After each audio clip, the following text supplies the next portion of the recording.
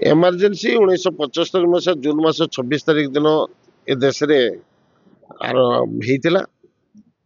यार आरंभ होता जे गोटे निर्वाचन केस रे इंदिरा गांधी विरुद्ध रे राजनारायण नामक जन राजनीतिज्ञ नेता इलाहाबाद हाईकोर्ट रे तांको नारे केस टी करथिले इलेक्शन केस।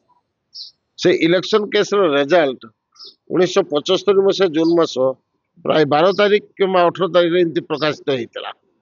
से समय समग्र भारत वर्ष रे प्राय कांग्रेस शासन चली था एवं दुर्नीति भ्रष्टाचार एभली एक चरम सीमार पहुंची जहाँ विरुद्ध रे जयप्रकाश नारायण मध्य संपूर्ण क्रांति 1974 मसीह आरंभ करते। यही अवस्था भितर जिते इलाहाबाद हाईकोर्ट राय प्रकाश पाइला समग्र भारत वर्षर सबु विरोधी दल नेता माने एकत्रित होकर दिल्ली लाल किला रे एक विशालकाय मीटिंग करते। से मीटिंग रे एमरजेंसी जून मास 26 तारिख दिन जो संध्या बेलू जो मीटिंग भांगिला से समय इंदिरा गांधी से उपस्थित थी भारत वर्षर सब बड़ नेता मान अरेस्ट करदे एवं एमरजेंसी घोषणा करदे जार कारण थिला जे तांकू आईन जो इलाहाबाद हाईकोर्ट जो निर्देश देते ऑर्डर प्रकाशित होता ता विरुद्ध रे सी केस कर तो पारे ना चेष्टा कले किंतु निजक इस्तीफा देवाई से आग कुंठाबोध कले से इस्तीफा न देकरी प्रधानमंत्री भाव में निजक प्रतिष्ठित करके रखिले। ता विरुद्ध रे कौन काले आशंका प्रकाश कले जे भारत वर्ष काले आंदोलन हम से सब विरोधी दल मान जेल भर रखीदे राजद्रोही हिसाब से रखीदे। तो से शिकार तत्कालीन अवस्था मुझे मत से 28 वर्ष मात्र होता है। समग्र अभियुक्त कोरापुट जिलार विरोधी दलर भूमिका मु प्राय ग्रहण कर सबुआड़े मीटिंग एवं सभा समिति करुली कांग्रेस दल अन्याय विरुद्ध में लड़ाई करने समस्त लोक समस्त एकत्रित करुली। तेणु मो ऊपर जो दृष्टि पड़ा एवं मुझे शुणा पाइली मत अरेस्ट करेंगे मुझे अंडरग्राउंड हो गली। जून रु सेप्टेम्बर पर्यंत मु अंडरग्राउंड रही किंतु जुलाई अगस्त सेप्टेम्बर अगस्त बेलू मत से मो ना पुराणा केस रे वारंट इश्यू करी मत अरेस्ट कले एवं परवर्ती समय मुझे बेल आउट हेली अन्य उपाय न पाई मत मिसारे अरेस्ट कले से अरेस्ट तारीख हूँ मिसारे जो मत रखिले से तारीख हूँ 24/12/1975 मत तेणु मु 1975 अरेस्ट होकर 1976 मसीहा संपूर्ण जेल भितर थी एवं 77 मसीहा जनवरी मास 9 तारिख रे मत मिसार रिलीज हेली।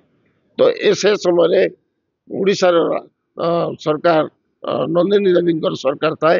नंदिनी देवी एवं नवरंगपुर जिलार आज नवरंगपुर जिलार सब कलेक्टर से था बलभद्र चौधरी सी जो टाइप नवरंगपुर जिले अत्याचार करुले सीमाहीन एवं समस्त मौलिक अधिकार को बातिल दृष्टि कौन व्यक्ति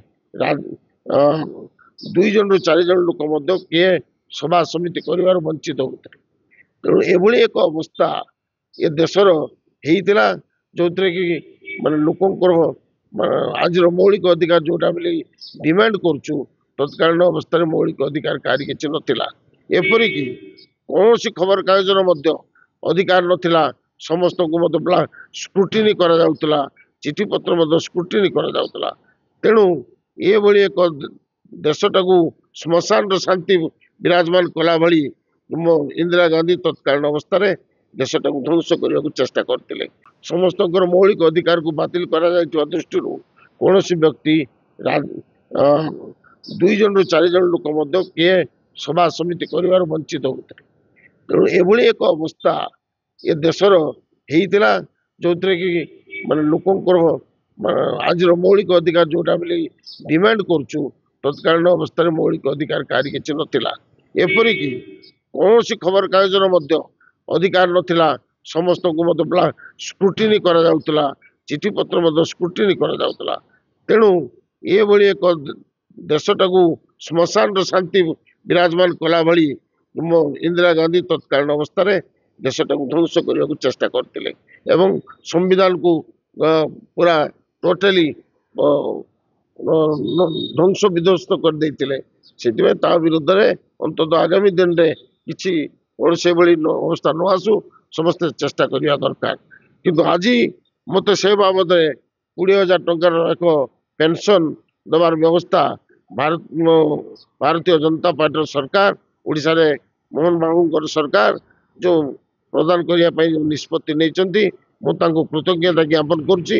କାରଣ ବିଜେଡି ସରକାର ଥିଲାବେଳେ ଏ ସମ୍ପର୍କରେ ଆଲୋଚନା କରିଥିଲେ ମଧ୍ୟ କୌଣସି ବ୍ୟବସ୍ଥା କରିପାରିନଥିଲେ।